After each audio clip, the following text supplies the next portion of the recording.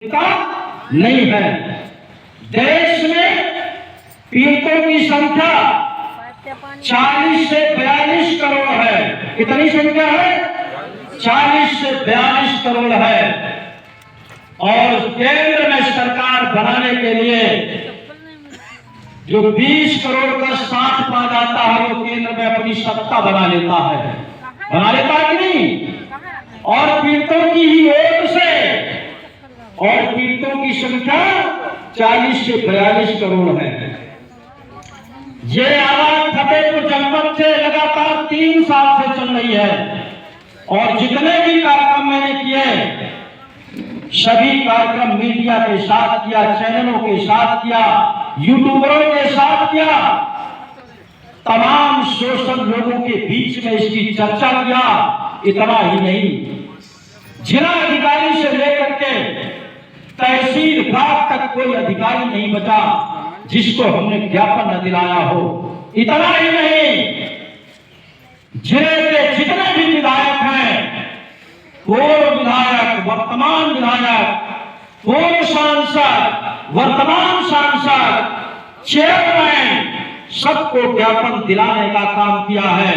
लेकिन जितने भी ज्ञापन दिए गए उन लोगों ने बेशर्मी से अपने पास रख करके पीड़ितों के लिए 2 मिनट का टाइम नहीं निकाला है। इनके लिए क्या होना चाहिए? जब वक्त आए तो इनको जूतों की माला मिलनी चाहिए। मिलनी चाहिए कि नहीं मिलनी चाहिए? जब ये पीड़ितों में नहीं है तो इनका कोई नहीं होना चाहिए। ऐसे दुराचारी हैं, ऐसे ठग हैं, ठगों से मिलेंगे। इसीलिए तो मिलाते दिन भर घूम घूम करके गाल बजाते हैं। और इस पीड़ा को, इस दुख भरी कहानी को कौन ऐसा नेता है जो नहीं जानता है? चाहे पक्ष का हो चाहे विपक्ष का हो। कभी कोई अपना स्टेटमेंट देता है, कभी मीडिया के सामने कोई बोलता है, या विपक्ष के लोग कभी लोकसभा में आवाज उठाते हैं, विधानसभा में कोई विपक्ष का आदमी आवाज उठाता है? नहीं उठाता है। इसलिए नहीं उठाता है, सभी राजनीतिक दलों में ठगों की एंट्री है। बिना ठगों की इनकी पार्टी नहीं चल सकती है। ये ठगों के दलाल हैं और ठगों की याद सरकार भी चल रही है। इसलिए हमारी आपको कोई आवाज नहीं उठाता है। इसीलिए संगठन ने प्रण किया था, संकल्प लिया था कि अब हमारी लड़ाई, हमारी आवाज कोई सुनने वाला देश में नहीं है। इस लड़ाई को हमको सबको मिलकर के स्वयं लड़ना पड़ेगा। और 1 सितंबर 2024 से संकल्प लिया था कि हम आंदोलन करेंगे, जिले जिले में करेंगे। और ये आंदोलन तब तक चलेगा जब तक देश के प्रत्येक पीड़ित का भुगतान नहीं हो जाएगा। ऐसा संकल्प लिया था, वो भी विधिसम्मत तरीके से। भारत सरकार के द्वारा बनाया गया कानून बर्ड्स एक्ट 2019, जिसको अनियमित जमा योजनाएं पाबंदी अधिनियम 2019 कहते हैं, और उत्तर प्रदेश का एक कानून बना है 2016 में, जमा करता हित संरक्षण अधिनियम 2016, जिसको शायद में पीआईडी एक्ट 2016 कहते हैं। ये सरकार भी जानती है कि देश की जनता लूटी गई है। अगर इनको पता नहीं होगा, इनको मालूम नहीं होगा तो ये भुगतान के लिए कानून क्यों बनाया? आप सबको मालूम होगा कि नहीं? प्रदेश की सरकार ने, उत्तर प्रदेश की सरकार ने, पूर्व सरकार ने, माननीय मुख्यमंत्री, पूर्व मुख्यमंत्री अखिलेश यादव की अध्यक्षता में पीआईडी एक्ट 2016 बना था, जिसको हिंदी में जमा करता हित संरक्षण अधिनियम 2016 कहते हैं। उस कानून का भी उपयोग किसी सरकार ने नहीं किया।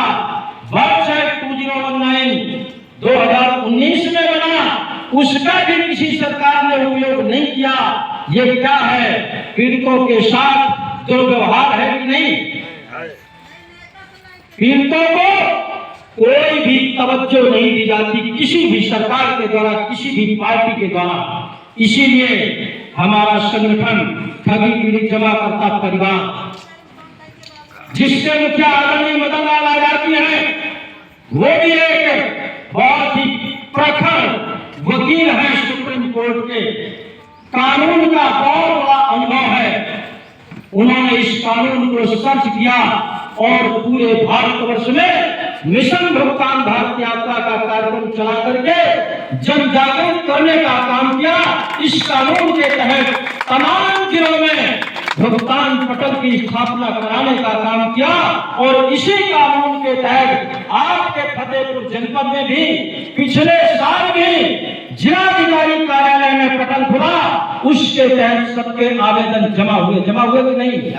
कितने लोगों ने जमा किया? हाथ बता दो। अभी पिछले दिनों में, शायद मैं डेट भूल रहा हूं, 22 या 23 रही होगी, हम लोगों ने यहाँ भीड़ इकट्ठा करके पटेल नगर चौराहा जाम कर दिया और भुगतान पटल खुलवाने की मांग किया।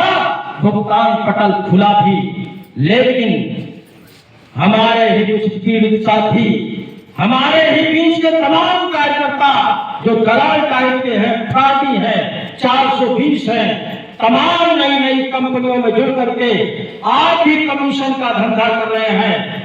वो लोग उल्टा खिलाफत करते हैं, निवेशकों को बताते हैं वहां मत जाइए, वहां मत जमा करिए, भुगतान मिलने वाला नहीं है, हमारे पास आइए और जमा करिए, इसके बाद मिलेगा।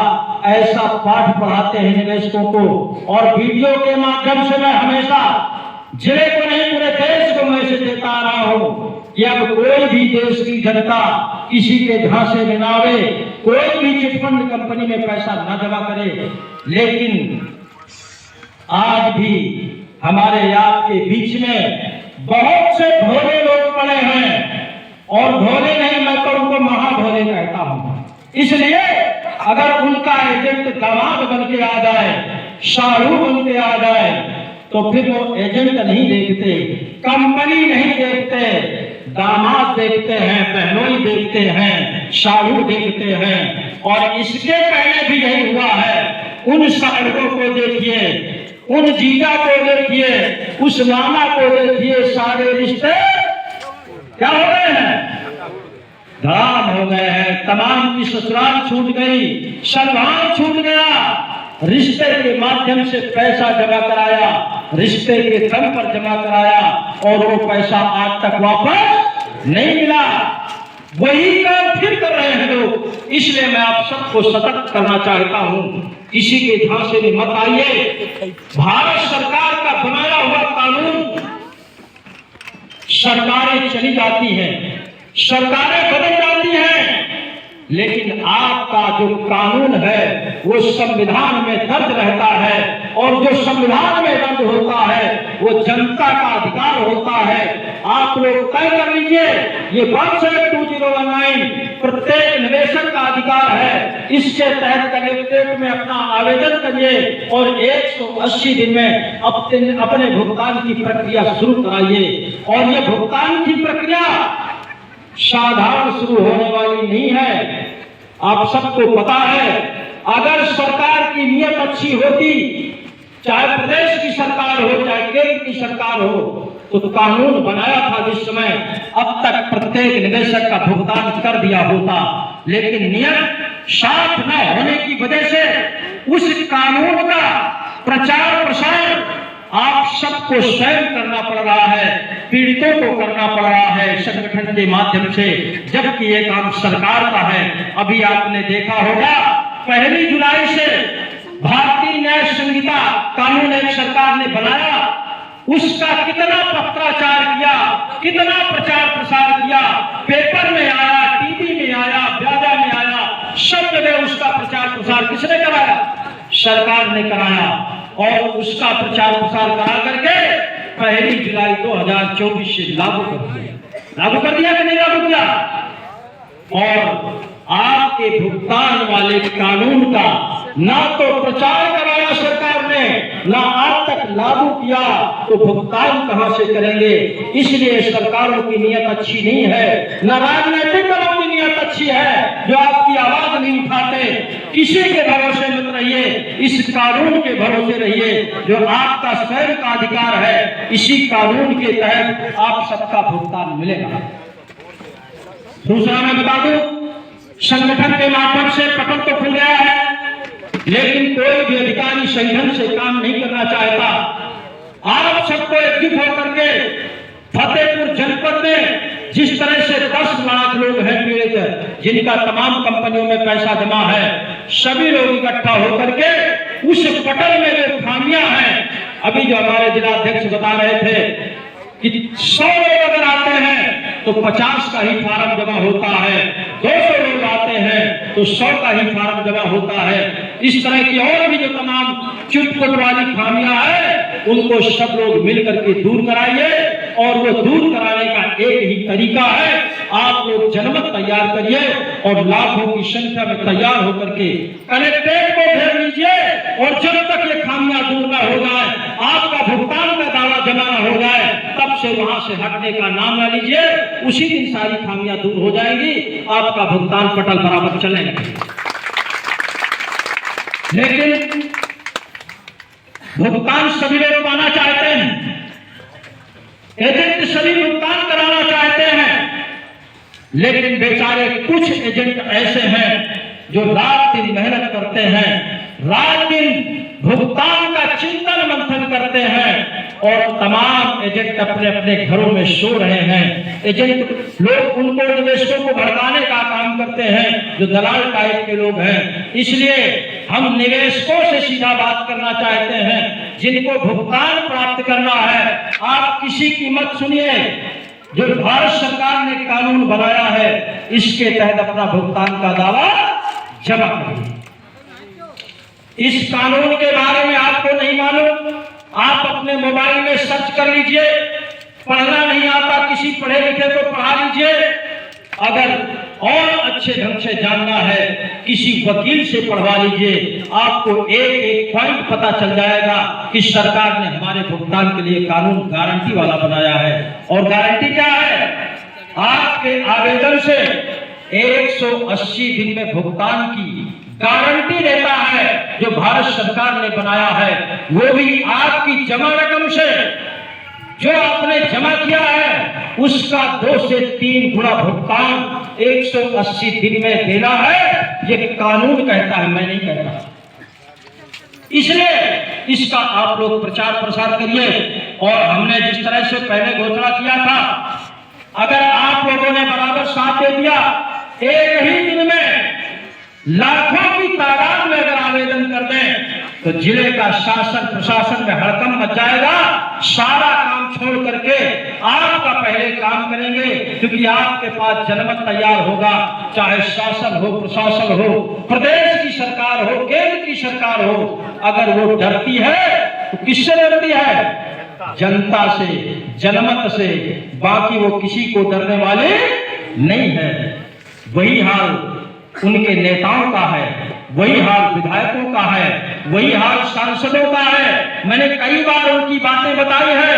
तमाम सांसदों के प्रतिनिधियों का फोन मेरे पास आता है, इस तरह से मत बोलिए, गलत बात है, आपके खिलाफ मुकदमा हो जाएगा, आप जेल चले जाएंगे। मैंने कहा मैं तो बिल्कुल तैयार बैठा हूं, कफन लिए तुम जेल की बात करते हो।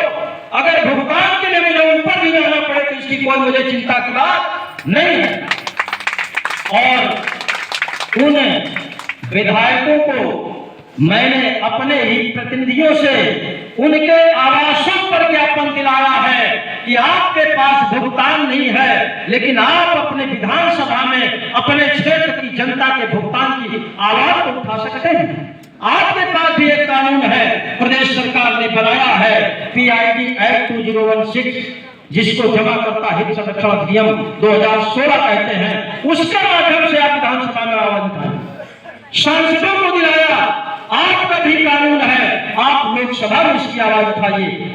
लेकिन पक्ष और विपक्ष किसी ने इसकी आवाज नहीं उठाई है। उसका एक रीजन है, पुराने साथी सब जानते हैं, जितने भी चिटफंड कंपनी वाले ठग हैं, सभी राजनीतिक दलों को चंदा देते हैं, उन्हीं से टिकट मांगते हैं, भारी भरकम रकम देते हैं चुनाव में। इसलिए कोई राजनीतिक दल उन ठगों के खिलाफ आवाज नहीं उठाता है।